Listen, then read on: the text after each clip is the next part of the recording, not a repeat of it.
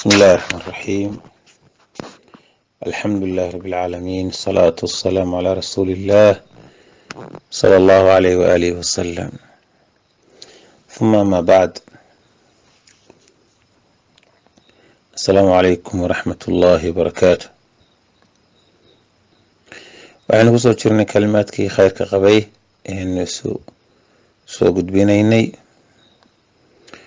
waxaa inoo dambeeyey xaqa gabadhu ninkeeda uu ku leeyahay. allah subxaanahu wa tacaala waxa uu farayaa ninku in uu ogaado inuu amran yaho shareecadu fartay inuu u samafalo xaaskiisa, inuu u turo, inuu u sabro. haddii wax uga muuqdaan uu markaa dhibsado akhlaaqdeeda, inuu dhammaystiro wixii ay ku leedahay oo waajib ah oo masaariiftii iyo mariinkii iyo dhaqankii wanaagsanaaba ah.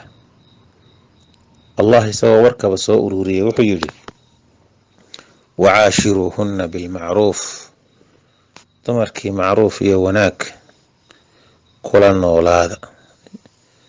la noolaansho wanaageeda la yaqaano. almucaashara bilmacruuf waxaa looga jeedaa waa hadal mug weyn oo micnaha ballaadhan xambaarsan, oo micnaheedu yahay xagga hadalka iyo qowlka si wacan ula noolaada oo hadal wanaagsan gabadhii kula hadal. xagga hoyaatinka haddaad wada joogtaan oo meel wada joogtaan, xaqeeda siiyo, habeenkeeda u hoyo. xagga masaariifta u dadaal sida iyadu ku wanaajinayso adiguna u wanaaji. nabigu sallallahu alayhi wa alihi wasallam wuxuu inoo dardaarmay haddii rag aanu nahay in dumarka aynu khayrka u sheegno iyo ooriyaha inoo dhaxay.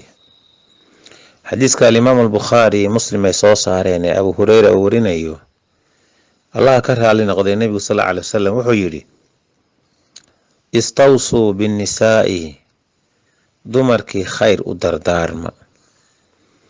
laba micnaa ku jira yidhaahdaan culimadu ereygaa. rag yahow markaa isu timaadaan, qaarkiin qaarka kale hala dardaarmo ragga, ninba ninka kale in dumarka si wacan loo dhaqo, dumarkiina wanaagga ha loo sheego. cilada loo badinayo wax sheegista iyo khayr isu faridda iyo turaalka iyo dhaqan wanaagga ayaa rasuulku qeexaya calayhi salaatu wasalaam. fa ina almar'ata, qofka dumara, khuliqat min dilacin, feer qalloocan baa laga abuuray. wa ina acwaja shayin fi dilaci, shayga ugu qalloocsan feedhaha, aclaahu waa ta u sareyso feedh calaanta. in dahabta tuqiimuhu, haddii aad doonto inaad toosiso, kasartahu waad jabinaysaa. wa in taraktahu, haddaad dayso isaga tagtana, lam yazal acwaja, weligii saasuu ugu racnaanaya. istawsuu binnisaa'i khayra, dumarka khayr u dardaarma. waxaa laguu sheegayaa gabadhu inaanay malaa'ig ahayn oo bashar bani aadama ay tahay, oy cadhoonayso, oy khaldamayso, oo hadalku ka soo dhici karo, oo gefka iman karo, oo wax xumayn karayso, oo bani aadam ay tahay. inaad ku tala gasho wixii aad markaa asturi karto, hagaajin karto, isilowsiin karto, dhaqi karto, inaad ku dadaasho. alimaamu nawowi, caalimka la yidhaahdo ee kutub badanna iska lahaa, kitaabka riyaadka ee macruufkana dhexdeenna kuwaa sheekhii lahaa iyo 40kaba, isagoo xadiidkan micnaynaya wuxuu yidhi fii hada alxadiidi mulaatafatu nnisaa, xadiidkan waxaa ku jira dumarka in si wacan loo koolkooliyo, waalixsaanu ilayhinna in loo samafalo, waalsabru calaa ciwaji akhlaaqihinna in loo adkaysto haddii wax uun akhlaaqdeeda ka mid oo guracan kaaga yimaadaan, waxtimaal dacfi cuquulihin iyo caqligooda dacfiga ku jira in loo sabro, wa karaahatu talaaqihin in la noco in gabadhii la sii daayo iyo furiinka inaan lagula degdegin bilaa sababin, sabab la-aan, wa annahu laa yatmacu biistiqaamatiha, maxaa yeelay qofku ma damci karayo toosnaanteeda 100% ay toosnaato, qofba meel buu markaa toosnaantiisa u joogtaa. waxaa ninkii waajib ku ah inuu xaaskiisa quudiyo, masaariifta ugu dadaalo, wixii ilaahay usoo dhiibo. dadku isku hantina maaha, isku shaqo iyo barfeshin maaha, isku dhaqaala maaha, xagga kartida iyo firfircoonida iyo kasabka laguma sinna. nin walba dadaalkii ooridiisa ha daryeelo, inuu arad bixiyo ayaa laga rabaa, inuu hagaajiyaa laga rabaa. xadiidka ibnu maajah uu soo saaray xasanka ah ee camar ibn al-axwas radiallahu canhu warinayo, rasuulku wuxuu yidhi sal alla alay wasalam, istawsuu binnisaa'i khayran, dumarkii khayr u dardaarma rag yahow, fa inahunna cindakum cawaanin, dumarku agtiina waxay ku yihiin maxbuus ama qafaal ama sida maxabuuska oo kale, halkaasay kuu fadhidaa, dadka aday kaa soo raacday, aday wax kuu dhalaysaa, adigay wax kuu karinaysaa, adigaa ku raaxaysanaya, aday wax kuu nadiifinaysaa, adigay kuu goglaysaa, adigay kuu diyaarinaysaa, adigay kugu faraxsan tahay, adigay ku sugaysaa, adigay ku soo dhaweynaysaa, adigay si dhaba kuugu qoslaysaa, adigay ku dhaqanaysaa, adigay ku dhaqaalaysanaysaa, adiga unbay ku dhowraysaa oo dhimirkeeda ku haysaa. laysa tamlikuuna minhunna shay-an gayra dalik, waxaan ahayn xariggaa aad ku guursateenna kuma haysataanoo ilaahay dee idinku sharciyeeyey. markaas rasuulku wuxuu tilmaamaya sal alla alay wasalam gabdhihii in la dhaqaaleeyo, ilaa an ya'tiina bifaaxishatin mubayinatin, shay xun oo xumaantiisu caddahay inay la yimaadaan mooyaane. fain facalna fahjuruuhunna fi lmadaajic, haddii ay arrintaas sameeyaan gogasha kaga fogaada, oo waxaa loo jeedaa meel kale ha aadin oo hudheella ha seexan oo asxaab ha la soo seexan oo qolal kale ha seexane, dhabarka aadi, gogashaad la seexan jirti, sheekadana ka yaree, cashada habeenka ay kugu tala gashay ciddiyuhu ku baxeenna meelaha intaad wax kaga soo dhufato ha cuni, ma rabo cashada dhacaawa, dhabarka u jeediyo xaggaa u sii jeeso. wadribuuhunna, haddii arrintaasi wax ku qaadan weydo xanuujiya. xanuujinta maaha inaad ilig jabiso ama ilig madoobaado ama dakharto ama burayso ama dhangadayso ama dharbaaxdo ama feedho ama dibindaabiyeyso maaha. dhegta intaad soo yara qabato dhabanka saa u qabatid oo maxaa kaa khaldan oo maxaa doonaysaayo, xumaan baad doonaysaayo, in maxaan ku idhaahdaa yaaba saas oo kale ah. darban gayra mubarix, darbi iyo garaac aan qofkii dhib u geysanayn. fain atacnakum, hadday idinka yeelaan oo idin ateecaan oo wanaaggii dib ula soo noqdaan aad ka tabayseen la-aantii, falaa tabquu calayhinna sabiila, waddo dambe ood ku dibindaabiyeysaan ha ku dayina gabdhihi. inna lakum min nisaa'ikum xaqaa, dumarkiina xaq baad ku leedihiin, walinisaa'ikum calaykum xaqan, iyaguna xaq bay idinku leeyihiin. fa amaa xaqukum calaa nisaa'ikum, xaqa dumarkiinu aad ku leedihiin, falaa yuuطi'na furushakum man takrahuun, waa inaanay gogashiina ku fadhiisin cidaydinaan raalli ka ahayn. walaa ya'danna fii buyuutikum liman takrahuuna, aqaladiina iyo guryihiina iyo golayaashiina waa inaanay u idmin oo u fasixin cid aad dhibsanaysaan oo idinaan ogolayn.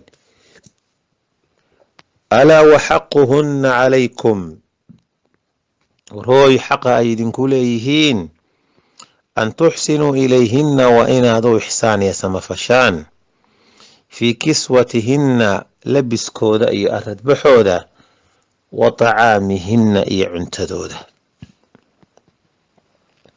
rasuulku salawaatu ullahi wasalaamu calayhi xadiiskaa khudbadii uu xajka ayuu jeediyey, khudbadihiisii ka mid ahayd.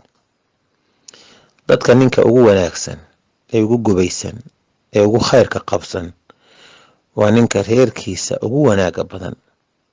xadiiska tirmidi ee saxiixay caaisha warinaysa u daliila, waxay tidhi, allaha ka raali noqday caaisha, rasuulku wuxuu yidhi sal alla alay wasalam, khayrukum, qofka idinku khayr badan, khayrukum liahlihi, waa ninka reerkiisa ugu khayrka badan. wa ana khayrukum liahlii, anigaana reerkayga iyo ehelkayga ugu khayr badan buu nebigu yiri salawaatu ullahi wasalaamu caleyh. mu'miniinta qofka ugu iimaanka fiicani inuu yahay qofka ugu khiyaarsan dumarkiisa. xadiiska abi hurayra axmed, rasuulku yiri sal alla aleyh wasalam, akmalu lmu'miniina iimaanan, mu'miniinta qofka ugu iimaanka dhammayska tiran, axsanuhum khuluqan, waa ka ugu akhlaaqda wanaagsan, wa khiyaaruhum linisaa'ihim, mu'miniinta qofka ugu gubaysani waa qofka reerkiisa ugu khiyaarsan weeyaan. waxaa shareecadu inoo tilmaantay haddii uu ninku xaaskiisu dabaa'icdeeda mid uu qoonsado ama laba ku qoonsado ama saddex ku qoonsado, gabadhii dee akhlaaq keliya intaa uma ahe kumanaan kaloo akhlaaqay wada tahay, intaa waa inaad balansi ku samaysaa, isbarbar dhigtaayo oo ku qanacdaa. mathalan gabadhu haddii ay dhaga culus tahay, inta aad ku qabtay kala ka badan, baarinimada, caruurta, nadaafadda, nolosha, dhaqanka, caqliga.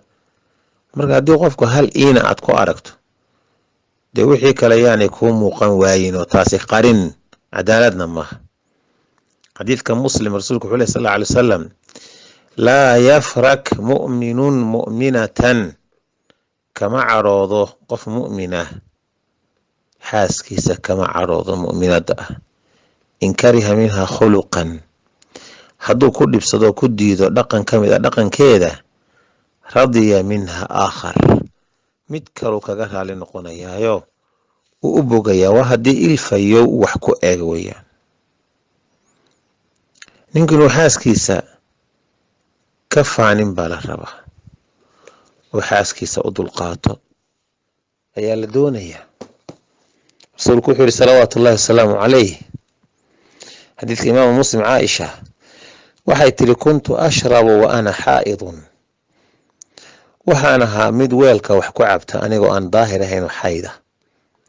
uma unaawiluhu nabiya sala allahu calayhi wasalam, dabeeta rasuulkaan u dhiibi jiray weelkii aan wax ku cabay, iyadoo wixii aan ku cabay barh ku sii jiray aan u dhiibi jiray. fayadacu faahu calaa mawdici fiya, afka meeshii anigu aan saaray weelka ka cabay ayuu afka intuu saaro isna ka cabi jiray. fayashrabu waa cabi jiray. wa atacaraqu alcaraqa, waan dhididi jiray dhidid, wa ana xaa'idun, anigoo xayd qaba. uma unaawiluhu nabiya sala allahu calayhi wasalam, anoo dhididsanoo shuxaya ayaan weelka meeshan kaga cabay rasuulka u dhiibi jiray. fayadacu faahu calaa mawdici fiya, halkii afka aan saaray markaan weelka ka cabayay rasuulku afka saari jiray salawaatu ullahi wasalaamu caleyh. ninkii waxaa la gudboon inuu xaaskiisa saacido caawiyo arrimaha aqalka ka jira, haddii cidii caruurta bukooto, haddii wax la qabanayo, waxaan gacmo wada jir bay wax ku gooyaan, sideedaba gacmo wada jir bay wax ku gooyaan. حديث البخاري أن أسود قال سألت عائشة رضي الله تعالى عنها ما كان النبي صلى الله عليه وسلم في بيته أغل كيس مركو تشوق محو سمين شري قالت كان يكون في مهنة أهلي مهنة أهل كيس وهانشري يعني خدمة أهلي فإذا حضرت الصلاة خرج إلى الصلاة هذا صلاة صوغ شو صلاة آدي شري صلوات الله وسلام عليه هذا يقف كدمره أطيع ظنين كذا فرائد إيو عبادات ربي ساري قدتو جنة دي قليسة حديث إمام أحمد من حديث عبد الرحمن بن عوف يا رسولك صلى الله عليه وسلم إذا صلت المرأة خمسها قفك دمر هذا شنتي إذا صلاتك وصامت شهرها بشهد رمضان نصونت وحفظت فرجها عورات ذن حمان يقاونان كإلالصه وأطاعت زوجها ننك إذن أدعضو بارئ النقطو قيل لها وحالو أرنيا ادخل الجنة من أي أبواب الجنة شئت قال جنة الباب إذا كذن كادونت وكوفة صح سيدي الباب كادونت كقل نسأل الله أن يجعلنا مما يستمعون القول فيتبعون أحسنه.